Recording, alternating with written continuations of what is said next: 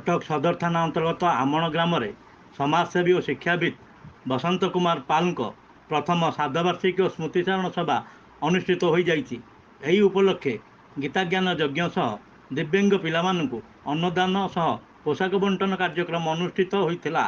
सर्वशेष युवनेता तथा समाजसेवी पीयूष महापात्र सभापतित्व में एक स्मृतिचारण सभार आयोजन करा। उक्त स्मृतिचारण सभा सुहासिनी सेठी, प्रभाकर सेठी, प्रदीप्त कुमार दास, जोगेन्द्र दास, अभय कुमार भट्ट, सुनील बेउरा, ज्ञानरंजन साहू, प्रभात महापात्र, भोलानाथ जेना, दुष्मंत पाल, नीलिमा पाल प्रमुख जोगदेई श्रीयुक्त पाल स्मृतिचारण करथिले।